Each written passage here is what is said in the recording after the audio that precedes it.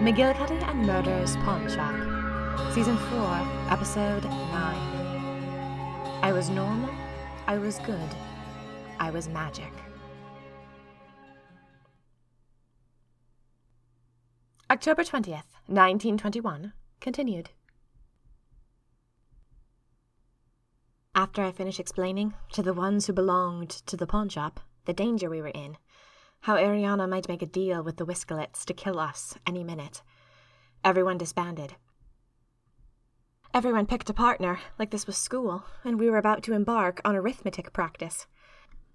People dashed upstairs, or teleported this way or that way, gathering supplies. There was almost an air of panic, but I say almost. In the end, it was an air of urgency.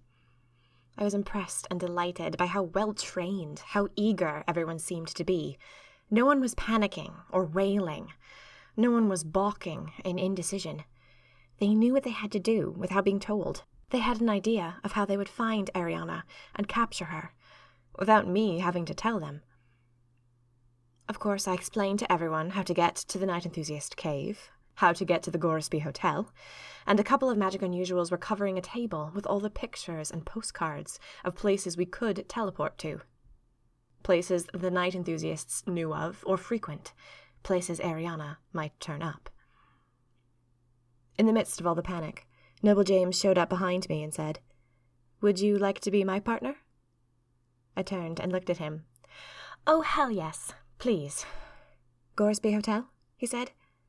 "No, I think Todd and Honoria already claimed that one," I said, which is good, because they're more aggressive than me. "No, I have an idea of where to go. When you're ready, we can head there, after I let everyone out, back into the 1920s. "I'm ready when you are," Noble said. Diary, I was crabby. I felt rainy and grey from head to foot. I don't mind rain, of course. Rain is refreshing. But it's the days of endless grey that I can't stand. I felt like that now. Like if I didn't get a bit of sun, I was going to scream and throw things. And not literal sun, of course. I mean the sunlight of something good happening. The sunlight of things being friendly and fine and just right. It had been weeks. Everything was wrong. How could I take a break from disaster when disaster was all I found? In another few minutes, the Magic Unusuals were ready to go. I drew the symbol of the eye, so it would take everyone to an abandoned castle in Ireland, where I had gone exploring once. I stepped through the eye first, and there I was, in the fog and the early morning mist, in 1921. I drew a return symbol, one that could only be used by pawn shop Magic Unusuals, not Night Enthusiasts, one that would take the user back to the haunted house. Of course, I had to make it so that Ariana, a Night Enthusiast, could be brought through it as well, so I had to leave it open for her. I told myself there was no way she would find the symbol all the way out here and sneak into the secret base without us. Group by group, Magic Unusuals popped into the ruined castle, looked around, and then teleported. Now that they were back in 1921, they could teleport to wherever they pleased.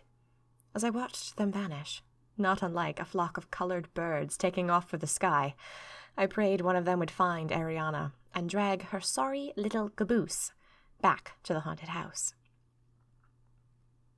Of course, there are dozens of ways to bring a Magic Unusual somewhere, from putting them into a murder object, no, to chloroforming them, to creating a barrier in the room they're in to prevent them from teleporting, to shooting them in the head. The non-violent methods, of course, are much more complicated and flimsy, but at the very least, everyone can start by staring Ariana down until she can't teleport. You have probably noticed, Diary, and I do forget to mention it, that the ones who belong to the pawn shop have set up a spell so that we can teleport in front of each other. I mean, it's damned inconvenient to make an entire room shut its eyes so you can get around. Ariana, however, had no such luxury because she was not a member of the pawn shop. We could stare her down and never blink, but we found a way to bind her next to us. To be honest, I didn't know how I was going to bind her. I hoped that Noble had an idea. I started to worry someone was just going to kill her with an axe or something. I probably should have told them not to murder her. I don't think any of our crew is that violent, but all the same. Noble ambled up to me, while the magic unusuals continued to teleport in search of Ariana. Quite literally teleporting for their lives. "Shall we go?" Noble said. "Yes," I said. "Where are we headed?" I felt lost, wistful. There was this beach in Iceland, where we went once. Ariana said it was one of her favorite places. If she has to go somewhere to decide whether or not she is going to become a Whiskelit, I think she'd go there. "I haven't been there," Noble said, "so I can't teleport." "It's all right, I'll just use a symbol," I said, although I am running out of jelly. "Oh, that's all right," Noble said. He handed me his vial. "Take mine." Noble and I walked down the hill, to somewhere where the other magic unusuals wouldn't get this symbol confused with the return one. My fingers felt heavy as I drew it. I felt so old and useless, and like I couldn't do anything right. "Well, stop feeling like you can't do anything right, Maud, and start doing something right," I told myself. "This is your diary, after all. The story is about you. You get to do whatever you want to do with it. Stop being paralyzed by the fear that someone else isn't going to like it. And just go live it. Make stupid decisions. Be a mess, please. But please just go have fun." And then, because I was in a lecturing mood, I added to myself, "And please stop procrastinating on the things you know you should be doing. I'm tired of you crossing your fingers and hoping for the best when you haven't put in the work. From now on, you are going to attack life. You are not just going to wait and see, hoping that your minimal effort will see you through. You're going to cross off every item, leave no stone unturned, do everything in your power. You're going to leave as little to chance as humanly possible, because you are going to be brave enough to believe that you can succeed." Was all of this just self-sabotaging? My inability to work hard for the best possible outcome? I suddenly found myself excited about getting a new chance. Maybe this time I would finally get it right. Maybe this time I would finally be not just all right, but radiant. I'd thought I'd had enough chances in these blasted last few weeks to uncover the extent of Melinda Maudie Merkel, meet the woman that I really was. But now I saw that I could go much, much further, and it seemed to me that life was pushing me there, whether I wanted it or not. Well, it took a lot less time to feel all of that than it did to write it all down, diary. Noble and I both touched the symbol of the eye, and we were transported to Iceland, to the very beach where Ariana and I used to go. It was grey again, beautifully grey. The old familiar feeling came over me, the desire to just become a rock and live the rest of my life, not responsible for anything. I didn't feel that as much today. In fact, I kept staring towards the waves, wishing I had a boat and I could ride them, get out into them, experience them. I really wanted to live today. I wanted to experience things. It was a funny thought to have when we were maybe all about to die, but maybe it was death that made everything seem sharper and more important. "Shall we walk?" Noble asked. He offered me his arm. I took it. It was warm. "Let's," I said. "She isn't here yet, but I think it is worth waiting an hour or two to see if she arrives." We strolled along. The day was beautiful, heaving. I found myself growing melancholy and wistful, and perhaps a bit sorry for myself. "She loved it here," I said. Noble nodded. We walked along the pebbled shore, and I felt him glance at me, over and over again. I wondered what he was gearing up to ask me. "What's the draw, Maud?" Noble said, "if you don't mind my asking." "No, it's all right," I said. I pressed my hands against my nose and mouth. I was not ready to tell Noble this. For one thing, I was ashamed of having fallen for someone so bad for me. Like it showed an ugly, stupid flaw in my character. Like I was drawn to misery and shame, instead of to kindness and wholeness. For another thing, I mean, how do you tell someone something like that? That I, a woman, was infatuated with another woman? I didn't even have the language to describe what I was. More than anything, I could picture the sneer of dismay that would cross his face if he found out. I don't really know, Noble. I care about her too much. I think that she has to be for me. That she's my salvation, or I'm hers. I'm not really certain. Let's sit, Noble said. We sat down on a chalky white rock. I kept feeling like something was going to happen. The wind was colder than I thought it'd be, and my teeth were chattering. Noble put his arm around me. Is that all right? He said. Yes, I said. I felt very small next to him, and I liked it. He was warm. I'd never been held by anyone before, which is a dreary thing to confess, I suppose. But I could suddenly see what all the fuss was about. Maud, Noble said. I just wanted to say, well, I think you feel like you're all alone in the world sometimes. Do you? I mean, sometimes I feel like you do, and I just want you to know it isn't true. You're not alone. At all. Oh, I said. I tilted my face up and looked into his. We were suddenly very close. He was suddenly much warmer. I felt like we'd locked into each other with a snap. No, Noble whispered. You're not alone.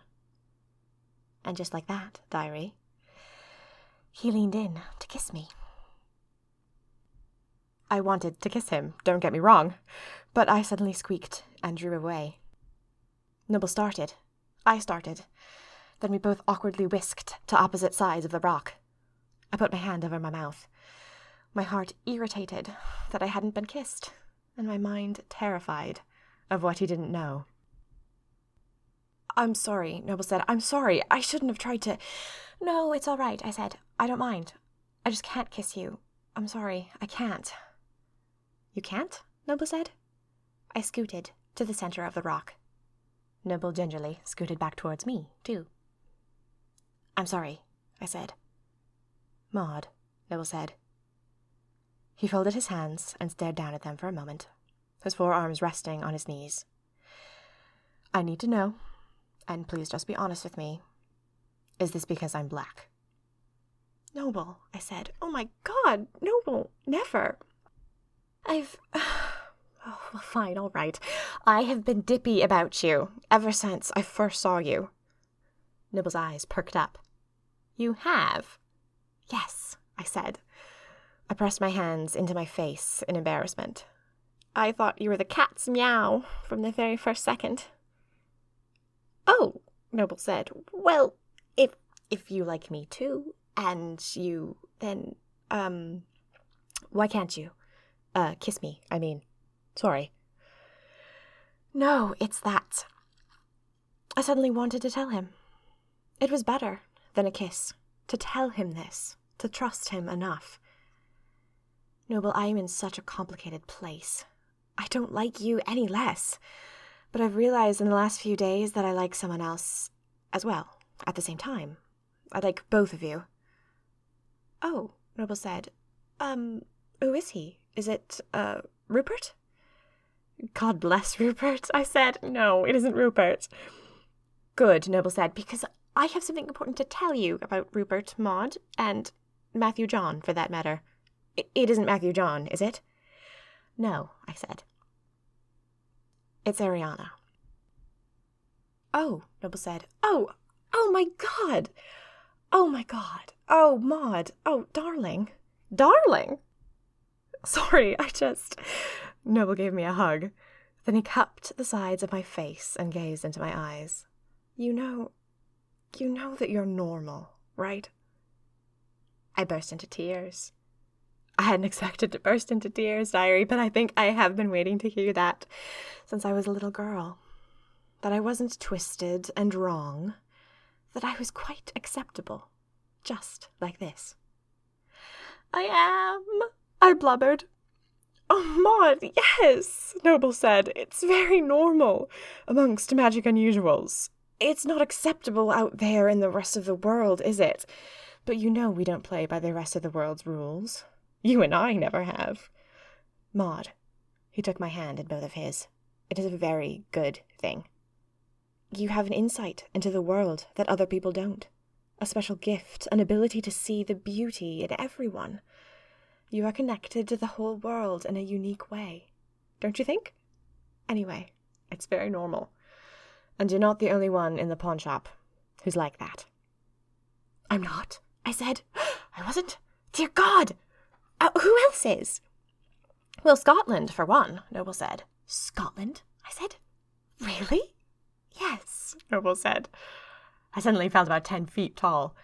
A woman as wonderful as Scotland was the same way I was. I was normal. I was good. I was magic. I was home. I was whole, and I could stay this way. I didn't have to iron it out of myself with burn marks.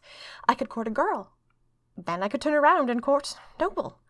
No one would bat an eyelash. They would know what I was. They understood what I was. They didn't mind.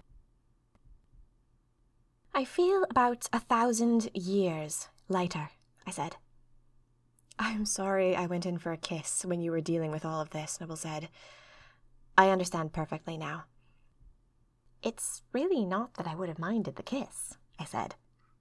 "I sort of feel like we have kissed," Noble said. "So do I said. "Well," Noble said. He stood up and smiled at me. "I think we should keep walking and looking for Ariana. But we can keep talking. We can talk as much as you like." He held down his hand, and I took it. He pulled me up. "I have been quite vulnerable enough for the day, thank you," I said. "We can talk about it again in a week." "All right," Noble said. "And Maud?" "I am proud of you." "Really?" "Yes." "Oh," I said, "now I've got the shivers all over again." I sprang ahead of him, back onto the pebbles. I hugged my arms around my chest and felt accosted by the beauty of everything. The cold tang of the salty air, the blur of blue and grey all around me. I felt like every colour was shouting at me. My heart whirled. Noble and I wandered and waited for several hours. We built a fire on the beach, and we wondered if Ariana would show up. "How long do you think we should wait?" Noble said. "I don't know," I said. "I think this is a good spot to watch, but not much longer." I rubbed my arms and stared out into the distance. I wondered what was happening thousands of miles away in our city, right now. I wondered if Ariana had already gone to the Whiskalit world. "I think we should go," I said. "You're sure?" Noble said. "Yes," I said. "I know this sounds arrogant, but I'm thinking now I might also try the park bench, where we were first introduced. If anything is holding her back from slaughtering us all, it could be her feelings for me." Noble nodded. "I think that makes sense. Let's go." "It's the park with the statue of Abraham Lincoln," I said. "You know, the one by the sandwich stand?" "I know it," Noble said. "I'll see you there in a few seconds." We both teleported. I arrived right at the bench where Ariana and I had met. I saw Noble appear a few yards ahead. Ariana wasn't there. I sat down on the bench, heavy, and then suddenly sprang to my feet. There it was again. The sign. The wooden sign from the Whiskalit world. But here it was in 1921, in the human world, pointing left. "This way," the sign said, "to find the bodies."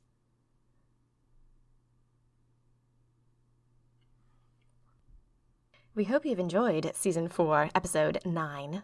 I was normal, I was good, I was magic, of McGillicuddy and Murder's Pawn Shop. McGillicuddy and Murder's Pawn Shop is written and performed by Minerva Sweeney Wren. All rights reserved. Please subscribe, share it with your friends, and visit minervasweeneywren.com for more. The most impactful way to support McGillicuddy and Murder's Pawn Shop is to simply follow Minerva Sweeney Wren at Meg Macaulay Inc. on Instagram and Twitter. Please consider giving $1 a month at patreon.com/SweeneyWren to unlock upcoming adventures. All links are in the description of this episode. McGillicuddy and Murder's Pawn Shop will continue in 2 weeks with Season 4, Episode 10. The Other Noble.